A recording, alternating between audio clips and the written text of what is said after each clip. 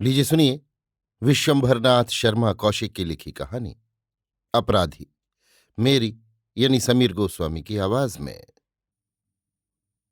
पंडित आनंदी प्रसाद प्रथम श्रेणी के डिप्टी कलेक्टर हैं। पंडित जी को डिप्टी कलेक्टरी करते हुए 10 वर्ष हो चुके हैं। इतने समय में आपके रक्त में हुकूमत की गर्मी यथेष्ट मात्रा में उत्पन्न हो गई है।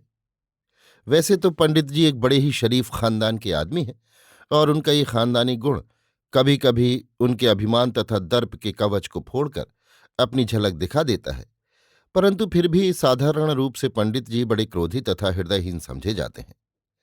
इजलास पर बैठकर आप न्याय की पाषाण मूर्ति बन जाते हैं। उस समय दया तथा क्षमा करना आप पाप समझते हैं। लोगों का कहना है कि पंडित जी न्याय के अर्थ ये लगाते हैं कि जिस प्रकार भी हो सके दंड ही दिया जाए। जब तक अपराधी को दंड देने की गुंजाइश मिले उस समय तक उसे छोड़ देना अन्याय है। न्याय के प्रति पंडित जी की इतनी अधिक भक्ति लोगों को कम पसंद है। जो कोई व्यक्ति किसी अपराध में फंसकर अभियुक्त की हैसियत से पंडित जी के इजलास पर आता है, वो समझ लेता है कि चाहे जितनी चेष्टा की जाए, चाहे जितने वकील खड़े किए जाएं, पर बिना सजा खाए छूटना असंभव है। वकील लोग भी अपनी योग्यता पर भरोसा न करके केवल अभियुक्त के भाग्य पर भरोसा करके अथवा अपील द्वारा सफल होने की आशा से उनके इजलास पर जाते हैं। शाम का समय था। डिप्टी साहब अपने बंगले के सामने वाले प्रांगण में जो घास से आच्छादित था, आराम कुर्सी पर बैठे हुए थे। उनके सामने 3 कुर्सियों पर उनके 3 मित्र बैठे हुए थे। उन तीनों में एक तो अन्य डिप्टी कलेक्टर थे और 2 वकील थे। अन्य डिप्टी साहब कह रहे थे, प्रायः ऐसा होता है कि मनुष्य इच्छा न होते हुए भी एक काम कर बैठता है और प्रायः इच्छा होते हुए भी नहीं कर सकता। हमारे डिप्टी साहब ने उनसे मुस्कुराकर कहा, वाह महरोत्रा जी, ये आपने क्या कहा? मैंने आपका तात्पर्य बिल्कुल नहीं समझा। महरोत्रा जी बोले, मैंने एक साधारण बात कही है जो मनुष्य के जीवन में प्रायः होती रहती है। एक काम ऐसा है कि हम उसे करना चाहते हैं, परंतु परिस्थिति ऐसी पड़ जाती है कि हम उसे नहीं कर सकते। इसी के प्रतिकूल बहुत से काम इच्छा के विरुद्ध करने पड़ते हैं। डिप्टी साहब बोले, आप भले ही ऐसा करते हो, परंतु मैंने आज तक कोई काम इच्छा के विरुद्ध नहीं किया। मेरा विचार है कि बहुत कम आदमी ऐसे होंगे जिन्हें इच्छा के विरुद्ध कुछ करना पड़ता होगा। क्यों वकील साहब, आप इस संबंध में क्या कहते हैं? वो वकील साहब जिनसे डिप्टी साहब ने प्रश्न किया था उन वकीलों में थे जो हाकिमों की खुशामद करके तथा हर प्रकार से उनको प्रसन्न करने की चेष्टा करके उन्हें अपने ऊपर कृपालु बना लेने की घात में रहते हैं, और ये केवल इसलिए कि जिस मुकदमे में वकील साहब पैरोकार हों उस मुकदमे को डिप्टी साहब वकील साहब के ही पक्ष में फैसला करें। अतः उक्त वकील साहब ने कहा, मेरी भी राय आपसे मिलती है। जिन लोगों में साहस है उनका हृदय बलवान है। वे कभी कोई काम अपनी इच्छा के विरुद्ध नहीं करते। डिप्टी साहब ने मेहरोत्रा जी से कहा, सुनिए। मेहरोत्रा जी ने दूसरे वकील साहब से पूछा, क्यों त्रिवेदी जी, आप क्या ऐसा ही समझते हैं? त्रिवेदी जी यद्यपि डिप्टी साहब को प्रसन्न रखना चाहते थे, पर अपने अंतःकरण की हत्या करके नहीं। अतः उन्होंने कहा, मेरा तो विचार ये है कि एक बार तो क्या, मनुष्य के जीवन में अनेक बार ऐसे अवसर आते हैं जब उसे इच्छा विरुद्ध काम करना पड़ता है। मेहरोत्रा जी ने डिप्टी साहब से कहा, सुनिए। डिप्टी साहब के कुछ कहने के पूर्व ही त्रिवेदी जी बोल उठे, संभव है ईश्वर की सृष्टि में ऐसे लोग भी हों जो चाहे कैसी ही परिस्थिति क्यों न हो, इच्छा विरुद्ध कोई कार्य न करते हों। डिप्टी साहब ने मेहरोत्रा जी से कहा, त्रिवेदी जी तो दोनों ही बातें कहते हैं। मेहरोत्रा जी ने डिप्टी साहब से कहा, अच्छा मैं आप ही से पूछता हूं कि आपने अभी तक कोई काम इच्छा के विरुद्ध नहीं किया? डिप्टी साहब ने कहा, कदापि नहीं। मेहरोत्रा जी, और न कभी कीजिएगा? डिप्टी साहब, कदापि नहीं। यद्यपि मेहरोत्रा जी ने हृदय में डिप्टी साहब की बात पर विश्वास नहीं किया, तथापि उन्होंने कहा, यदि ये बात है तो मुझे ये कहती प्रसन्नता होती है कि आप बड़े भाग्यवान आदमी हैं। जिस मनुष्य को कभी कोई काम इच्छा के विरुद्ध ना करना पड़े वो बड़ा ही भाग्यवान आदमी है। क्यों त्रिवेदी जी? त्रिवेदी जी, इसमें क्या संदेह है? दूसरे वकील साहब बोल उठे, हमारे डिप्टी साहब तो भाग्यवान हैं ही, इसमें भी क्या कोई संदेह है? डिप्टी साहब, जब से मैंने होश संभाला और स्वावलंबी हुआ तब से मैंने आज तक कोई काम अपने हृदय के विरुद्ध नहीं किया। मेहरोत्रा जी बोले, इतना तो मैं अवश्य कहूंगा कि अब तक आपने चाहे इच्छा विरुद्ध कोई कार्य ना किया हो, परंतु आगे भी आप सदैव ऐसा ही करेंगे, इसमें मुझे संदेह है। डिप्टी साहब, आपको संदेह भले ही हो, पर मुझे तो जरा भी संदेह नहीं है। मेहरोत्रा जी, अच्छा, भविष्य में यदि कभी ऐसा अवसर पड़े तो आप मेरे इन शब्दों को स्मरण कीजिएगा। डिप्टी साहब ने मुस्कुराकर कहा, बहुत अच्छा, अवश्य स्मरण करूंगा। उपरयुक्त बातचीत को 6 महीने व्यतीत हो गए थे। डिप्टी साहब दौरे पर थे। एक दिन डिप्टी साहब शिकार खेलते हुए जा रहे थे। हठात उनके साथ की अर्दली ने कहा, हुजूर, देखिए वो सामने सुरखाब का जोड़ा चल रहा है। डिप्टी साहब ने उस ओर देखकर कहा, हाँ, सुरखाब ही है। ये कहकर उन्होंने बंदूक उठाई और निशाना बांधकर दन से दाग दी। एक सुरखाब तो वहीं फड़फड़ाने लगा और दूसरा कांव कांव करता हुआ उड़ गया। अर्दली ने दौड़कर सुरखाब उठा लिया। जिस स्थान पर दोनों सुरखाब चल रहे थे उसके पीछे ही एक करबी का खेत था। बंदूक के दगने की आवाज होते ही उस खेत से एक बालक की चीत्कार सुनाई पड़ी, परंतु डिप्टी साहब ने उस चीत्कार पर कुछ ध्यान नहीं दिया। बंदूक कंधे पर रखकर एक ओर चल दिए, परंतु वे 10-15 कदम ही आगे बढ़े थे कि खेत से एक युवक और एक बलिष्ठ कृषक कांधे पर लाठी धरे निकला। डिप्टी साहब हैट लगाए हुए थे, अतः उसने पुकारा, ओ साहब, ओ साहब, ओ। डिप्टी साहब ठिठुक कर खड़े हो गए और उसकी ओर देखकर बोले, क्या है? कृषक ने कहा, है क्या? जरा अपनी करतूत आकर देखो। बड़े शिकारी बने हो, धर ली एक टोपी सिर पर और चल दिए। ना आदमी देखो ना कुछ देखो, हमारे बच्चे को लंगड़ा कर दिया। डिप्टी साहब भला ऐसी बातचीत सुनने के अभ्यस्त कहाँ थे। मारे क्रोध के मुख लाल हो गया और गाली देकर बोले, क्यों बे, सीधी तरह बात नहीं करता? कृषक बोला, गाली वाली न देना, नहीं अभी मारे लाठियों के भुस कर दूंगा। बंदूक बंदूक सब धरी रहेगी। हाँ, ये समझ लेना। एक तो बच्चे को लंगड़ा कर दिया, दूसरी ऊपर से गाली देते हो। वाह, ये भी कोई नवाबी समझ रखी है। अंग्रेज बहादुर का राज न हुआ, ठट्ठा हो गया। डिप्टी साहब तो क्रोध, झेप तथा किंकर्तव्य विमूढ़ता के मारे कुछ बोल न सके, परंतु उनके अर्दली ने कहा, अभी जानता नहीं कौन है? आदमी देखकर बात नहीं करता। साले 2 बरस के लिए भेज दिया जाएगा, चक्की पीसते पीसते मर जाएगा। कृषक और अधिक उत्तेजित होकर बोला, काहे को 2 बरस को भेजेंगे किसी ससुरे की? गाली। उसी समय एक स्त्री बालक को गोद में लिए हुए खेत से निकली। बालक रो रहा था। कृषक ने कहा, देखो आकर अपनी करतूत। अर्दली ने आगे बढ़कर देखा। बालक के पैर में एक छर्रा लग गया था और घाव से खून बह रहा था, परंतु छर्रा छिछलता हुआ हल्का पड़ा था। अर्दली ने कहा, हाँ, छर्रा लग तो गया है, पर कोई चिंता की बात नहीं, 2-4 दिन में अच्छा हो जाएगा। कुछ जानकर थोड़े ही मारा, धोखे में लग गया। कृषक, कैसे धोखे में लग जाए? आदमी देख सुनकर बंदूक न चलावे। आजकल चारों तरफ खेतों में आदमी काम कर रहे हैं। अर्दली, खैर जो हुआ सो हुआ। अभी जानता नहीं डिप्टी साहब है, भला इसी में है कि चुपचाप चले जाओ। कृषक चिल्लाकर बोला, डिप्टी साहब हैं तो क्या किसी के बाल बच्चे मार डालेंगे? हाकिम को चाहिए कि परबस्ती करें, ना कि उल्टे जान लेने पर उतारू हो जाए। वाह, अच्छे डिप्टी साहब हैं। डिप्टी साहब ने अर्दली से कहा, मार साले के 20 जूते, साला टर्रा ही चला जाता है। कृषक ने कहा, सरकार अब सीधी तरह चले जाइए, और कोई होता तो छाती पर चढ़ के खून पी लेता। आप हाकिम हैं, आपसे क्या कहें, पर यह बात अच्छी नहीं है। आप कायदा कानून सब जानते, आपको ऐसा ना चाहिए। ये कहकर कृषक ने स्त्री से कहा, चलो, गरीबों की भगवान सुनेगा। ये कहकर कृषक स्त्री सहित खेत के भीतर घुस गया। डिप्टी साहब खून पीकर रह गए। बस चलता तो उसे गोली मार देते, पर हृदय में इतना साहस कहाँ था। सबसे बड़ी झेप उन्हें इस बात की थी कि उनके अर्दली के सामने एक साधारण कृषक ने उन्हें ऐसी बातें कहीं जो कि उनके नौकरों को भी कहने का कोई साहस नहीं कर सकता। डिप्टी साहब ने कहा, हसन अली, तुम इसके पीछे जाओ और इसका नाम वाम सब पूछ कर आओ, हम डेरे पर चलते हैं। हसन अली ने कहा, बहुत अच्छा। डिप्टी साहब डेरे की ओर लौट पड़े। डिप्टी साहब डेरे पर लौट आए। उस दिन उन्होंने मारे क्रोध तथा क्षोभ के भोजन न किया। उन्हें यही धुन थी कि जिस तरह बने उस किसान को जेल भेजें। उस समय उन्हें ये ध्यान नहीं था कि पहला अपराध उन्हीं का था, और वो ऐसा अपराध था कि जिस पर उन्होंने कानूनन दंड मिल सकता था। पर डिप्टी साहब को दंड देने वाला था कौन? किसान को तो वे स्वयं दंड दे सकते थे। इस समय डिप्टी साहब की उसी भेड़िए की सी दशा थी जिसने बकरी के बच्चे को खाने के लिए उसे हर प्रकार से दोषी प्रमाणित करने पर कमर बांधी थी। निश्चित समय पर हसन अली उस किसान का नाम ग्राम पूछ कर आ गया। हसन अली से सब बात जानकर उन्होंने उसी समय थानेदार को बुलवाया और उससे कहा, देखो, 24 घंटे के अंदर उस किसान का किसी जुर्म में चालान करके उसे हमारी अदालत में पेश करो।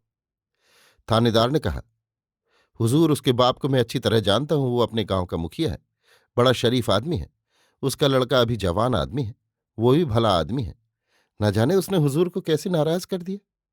डिप्टी साहब ने कहा, यह हम कुछ नहीं सुनना चाहते, जो हम कहते हैं वो कीजिए। थानेदार ने कहा, जो हुक्म। ये कहकर थानेदार बाहर आया और उसने अर्दली से पूछा, क्यों भाई हसन अली, क्या मामला है? सरकार उस गरीब पर इतने क्यों नाराज हैं? हसन अली ने सब कच्चा चिट्ठा सुनाया। थानेदार ने कहा, इसमें ज्यादती तो डिप्टी साहब ही की थी। उस बेचारे का क्या कसूर था? उसका इकलौता लड़का है, उसके छर्रा लगा, जवान आदमी ठहरा, गुस्सा आ गया। ये तो कहो बड़ी खैर हुई, नहीं वो बड़ा हाथ छोटा आदमी है, बिना मारे छोड़ता नहीं। चाहे डिप्टी साहब गोली मार देते, चाहे फांसी दिलवा देते। हसन अली ने कहा, वो बेचारा तो कुछ नहीं बोला, उसने तो इतना ही कहा कि बड़े शिकारी बने हो, ना आदमी देखो न कुछ। बस इतने पर सरकार उसे गाली देने लगे। तब वो भी बिगड़ उठा और ऐसी सुनाई कि क्या कहूं, तभी तो इतने बिगड़े हुए हैं। और दारोगा साहब, ज्यादा बात बढ़ती तो वो जरूर हाथ चला बैठता। सरकार तो दूर खड़े थे, मैं उसके पास गया था। बड़ा शहजोर आदमी है, और उस वक्त उसकी आंखों में खून उतरा हुआ था, गुस्से से अंधा हो रहा था। खुदा की कसम, उसकी सूरत देखकर खौफ मालूम होता था। दारोगा साहब बोले, भाई हसन अली, और किसी के लिए डिप्टी साहब कहते तो मुझे जरा अफसोस ना होता, अभी बांध के भिजवा देता। पर यार क्या कहूं, उसका बाप बड़ा शरीफ है और बेचारा हमारी बड़ी खातिर करता है। क्या कहूं, बड़ी मुसीबत में जान फंसी, सांप छछूंदर की सी हालत है। हसन अली ने कहा, कुछ भी हो, सरकार का कहना तो करना ही पड़ेगा। दारोगा, हाँ, पर उसके बाप को मुंह दिखाने के काबिल ना रहूंगा। इसके अलावा जो सुनेगा वही ताज्जुब करेगा, मैं भी बदनाम हो जाऊंगा। डायन भी एक घर छोड़ देती है। हसन अली, आप अलग रहिएगा, अपने नायब को लगा दीजिए, वो सब ठीक कर लेगा। दारोगा साहब ये कहकर कि कुछ तो करना ही पड़ेगा, चल दिए।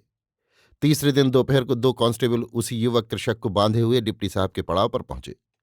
डिप्टी साहब का पड़ाव आज एक अन्य स्थान पर आ गया है, जो पहले स्थान से 6 कोस की दूरी पर है। आज सवेरे ही डिप्टी साहब इस नवीन स्थान पर आए हैं। पड़ाव एक कामों के बहुत बड़े बाग में पड़ा है। बेगार में पकड़ बुलाए गए देहाती डेरे खेमे खड़े कर रहे हैं। गाड़ियों पर सामान लदा चला आ रहा है। दौरे में प्रायः डिप्टी साहब अपने बाल बच्चे अपने साथ रखते हैं।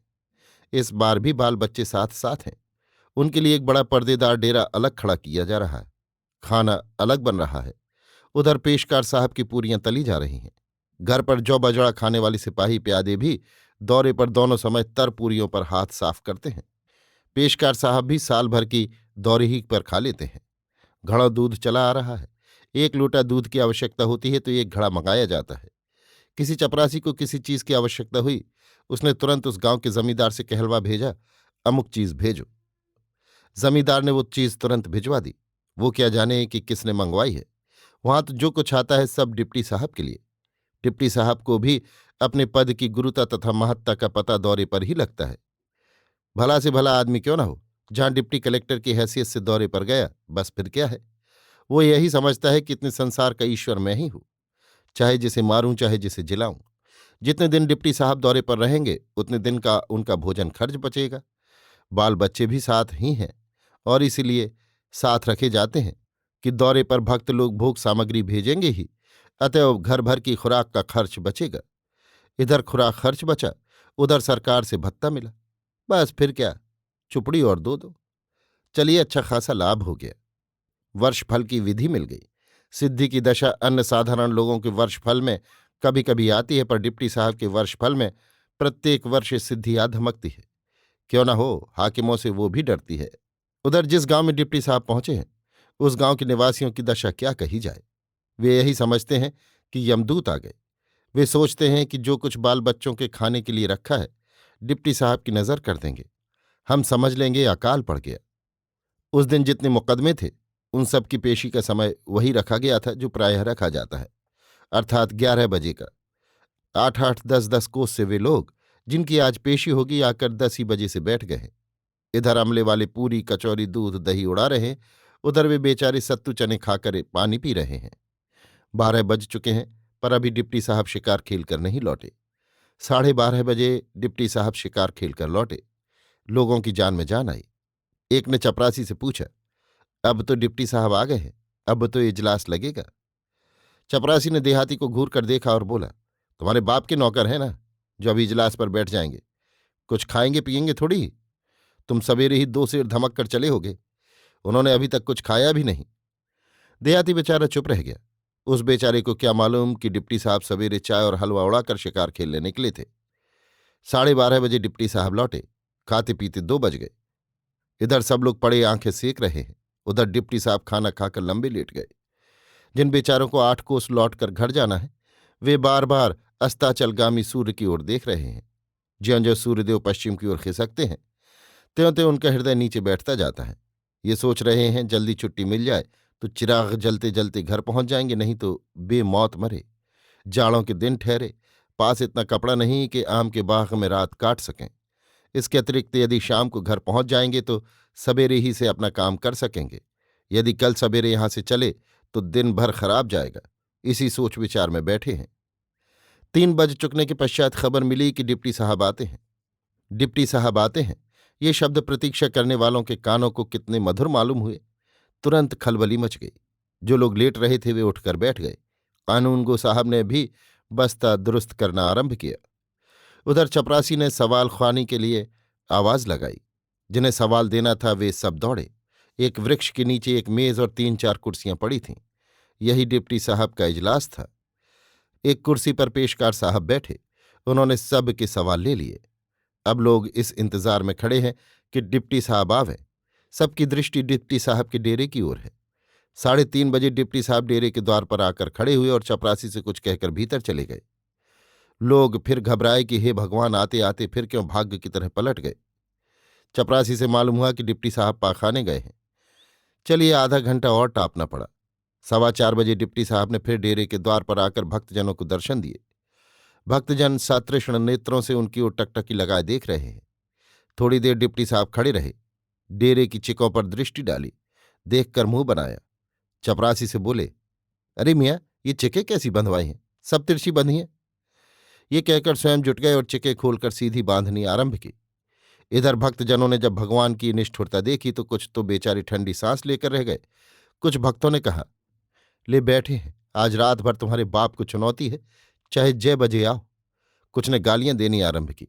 ससुर जी को इसी बखत चिके बांधनी थी। ये नहीं देखते कि दामाद लोग खड़े हैं। एक बोला, गंगा कसम ऐसा रिस लगा थे कि अब ही मार लाठिन चोकरा कर दें, फिर चाहे फांसी हो जाए। सरऊ डिप्टी बन के बैठे हैं, ऐसे जनतेन तो रात खातिर इंतजाम करके आवतेन। सरऊ बाप का तो 11 बजे से बुलाए के बिठाए लिहिन है और अब अपना चिकन में लाग है। चोर कहूं का। एक मियाँ साहब जो शहर से आए थे बोले, भैया वो जो कहावत है कि बेदर्द कसाई क्या जाने पीर पर आई। 8 रुपये तांगे का किराया देकर यहां आए हैं। दिन भर खाना पीना हराम रहा। सोचे थे शाम को घर लौट आएंगे। यहां अभी चिके ही दुरुस्त की जा रही हैं। देहात में आकर ये लोग फिरौन बन जाते हैं। पूछिए, दुनिया भर में कायदा है कि 11 बजे से इजलास लगता है। यहाँ चिड़ियों के बसेरे का वक्त आ गया और अभी पता नहीं। अभी चले जाएं तो मुकदमा खारिज कर दें, एक तरफा कर दें। खुदा समझे इनसे। इन्हें क्या, तरमाल उड़ाते हैं, मजा करते हैं। मुसीबत हम लोगों की है। इसी प्रकार भक्तजन भगवान के प्रति अपने उद्गार प्रकट कर रहे थे। 5 बजे के निकट डिप्टी साहब आकर इजलास पर बैठे। डिप्टी साहब ने बैठते ही आध घंटे के अंदर 6-7 मुकदमों को उड़ा दिया। किसी में तारीख बढ़ा दी, कोई खारिज कर दिया। किसी में वादी प्रतिवादी को दबाकर सुलह करवा दी। मुकदमे क्या होते थे, अच्छा खासा मजाक था। डिप्टी साहब की जबान से जो निकल गया वही फैसला। वहां ना कोई वकील था ना कोई मुख्तार। डिप्टी साहब ने खूब मनमानी घर जानी की। उस समय हसन अली ने झुककर कुछ कान में कहा। हसन अली की बात सुनते ही डिप्टी साहब की तेवरी पर बल पड़ गए। 4-6 मुकदमे रह गए थे। अतएव आपने कहा, बाकी मुकदमे 1 घंटे बाद पेश होंगे। सब लोग यहां से चले जाएं। उधर चपरासी को भी हुक्म हुआ कि लोगों को यहां से हटाओ। सब लोग हटा दिए गए। डिप्टी साहब ने पेशकार साहब से पूछा, क्या ये कोई चालान है क्या? पेशकार साहब ने कहा, हाँ हुजूर, एक चोरी का चालान आया है। डिप्टी साहब, पहले उसे लाइए। पेशकार ने उसी समय मिसिल पेश की। अभियुक्त सामने लाया गया। अभियुक्त तो वही कृषक था जिसके बच्चे की टांग डिप्टी साहब ने घायल कर दी थी। डिप्टी साहब ने उसे सिर से पैर तक देखा। वो भी खूब तनकर खड़ा हुआ था। डिप्टी साहब ने पूछा, तुम्हारा नाम राम सिंह है? युवक ने कहा, हाँ। राम सिंह ने कुछ कड़क कर हाँ कहा था। डिप्टी साहब ने राम सिंह से आंख मिलाई। राम सिंह ने इतनी तीव्र दृष्टि से डिप्टी साहब को घूरा कि उन्होंने तुरंत अपनी आंखें नीची कर ली। राम सिंह के होठों पर हल्की मुस्कुराहट दौड़ गई। डिप्टी साहब ने पूछा, तुमने चोरी की है? राम सिंह बोला, हुजूर सब जानते हैं, की तो की, नहीं की तो की। पेशकार ने पूछा, इसका क्या मतलब? राम सिंह, सरकार सब समझते हैं। उसी समय राम सिंह का वृद्ध पिता आगे बढ़कर डिप्टी साहब से बोला, सरकार मेरा बच्चा बिल्कुल बेकसूर है, इसने आज तक कोई तांबे का छल्ला तक नहीं चुराया। राम सिंह पिता से बोला, मरे क्यों जाते हो, कुछ फांसी लटकी है, जो कुछ भाग में बदा है होगा, 4-6 महीने काट आवेंगे। इधर डिप्टी साहब के हृदय में धड़कन उत्पन्न हुई, उन्हें ऊपर सिर उठाना कठिन हो गया। उसी समय गवाह पेश किए गए। गवाह केवल 2 थे। डिप्टी साहब ने उनकी गवाही ली। गवाहों की गवाही देने के ढंग से स्पष्ट था कि वे सिखाए पढ़ाए हैं। डिप्टी साहब ने निगाह नीचे किए हुए राम सिंह से पूछा, अच्छा तुम सफाई पेश करो, तुम्हें 2 रोज की मोहलत दी जाती है। राम सिंह ने कहा, मुझे सफाई वफाई कुछ नहीं देना है, जो हुजूर का जी चाहे सो करें। पेशकार ने कहा, क्यों सफाई क्यों नहीं देते? राम सिंह, काहे की सफाई दें, कुछ बात भी हो। डिप्टी साहब राम सिंह की बातचीत के ढंग तथा उसकी निर्भीकता से घबराए कि कहीं ऐसा न हो कि ये सब साफ साफ कह चले तो किरकिरी हो, क्योंकि लाख हटाए जाने पर भी कुछ लोग खड़े इस मुकदमे को सुन रहे थे। अतः उन्होंने तुरंत कहा, अच्छा परसों फैसला सुनाया जाएगा। कांस्टेबल राम सिंह को ले चले। राम सिंह अकड़ता हुआ चला गया। साहब सोच बैठे थे कि कम से कम 6 महीने की सजा देंगे, पर अब जब तजवीज लिखने बैठे तो हाथ कांपने लगा। कई बार लिखी और फाड़ डाली। उनका हृदय तो राम सिंह को दंड देने पर तुला हुआ था, पर उनकी आत्मा कहती थी, वो निर्दोष है, तुम्हें कोई अधिकार नहीं कि उसे दंड दो। डिप्टी साहब अपनी आत्मा की इस पुकार से ऐसे विचलित हो जाते थे कि उनका साहस नहीं पड़ता था कि वो तजवीज को समाप्त करके उस पर हस्ताक्षर करें। उन्हें अपनी इस कमजोरी पर बड़ा क्रोध आता था, पर करते क्या, विवश थे। इसी प्रकार 2 दिन बीत गए। तीसरे दिन तजवीज सुनानी थी। निश्चित समय आ गया, पर डिप्टी साहब डेरे के अंदर विराजमान हैं। शाम के 4 बज गए, पर डिप्टी साहब इजलास पर नहीं आए। पेशकार साहब ने अर्दली से पूछा, कहो डिप्टी साहब क्या कर रहे हैं? अर्दली ने कहा, कुछ लिख रहे हैं। इसी प्रकार आध घंटा और बीता। उधर राम सिंह अपने पिता से विदा हो रहा था, क्योंकि उसे पूरा विश्वास था कि डिप्टी साहब बिना सजा दिए नहीं छोड़ेंगे। अन्य लोगों का भी विश्वास यही था, क्योंकि एक तो डिप्टी साहब लोगों को छोड़ते बहुत कम थे, दूसरे राम सिंह की ओर से सफाई कुछ भी नहीं दी गई थी। आध घंटे पश्चात डिप्टी साहब इजलास पर आए। उनका मुख मलिन हो रहा था। ध्यानपूर्वक देखने से प्रतीत होता था कि डिप्टी साहब इस समय किसी बड़े संकट में हैं। इजलास पर आते ही उन्होंने पेशकार से कहा, राम सिंह को बुलवाओ। राम सिंह बुलाया गया। डिप्टी साहब ने एक बार उसके मुख की ओर देखा, तत्पश्चात सिर झुकाकर बोले, राम सिंह हमने तुम्हें छोड़ दिया। राम सिंह अवाक हो गया। उसके मुंह से बात नहीं निकली। कांस्टेबलों ने तुरंत उसकी कमर से रस्सी और हाथों से हथकड़ी निकाल ली। इस घटना के चौथे दिन मेहरुत्रा जी को डिप्टी साहब का एक पत्र मिला। पत्र इस प्रकार था, प्रिय मेहरुत्रा जी, आज के लगभग 6 महीने पूर्व मैंने आपसे कहा था कि मैं अपनी इच्छा के विरुद्ध कभी कोई काम नहीं करूंगा, परंतु आज मैं आपको सूचना देता हूं कि 2 दिन हुए एक कार्य मुझे पूर्णतया अपनी इच्छा के विरुद्ध करना पड़ा। मैं इतना विवश हो गया कि अपने जीवन में इसके पूर्व मैं कभी इतना विवश नहीं हुआ था। आपने कहा था कि यदि कभी ऐसा अवसर आवे तो मेरी बात का स्मरण कीजिएगा। अतएव मैं आपकी उस बात को स्मरण करके आपको सूचना देता हूं। आशा है आप प्रसन्न होंगे। भवदीय आनंदी प्रसाद। अभी आप सुन रहे थे विश्वंभर नाथ शर्मा कौशिक की लिखी कहानी अपराधी, मेरी यानी समीर गोस्वामी की आवाज में।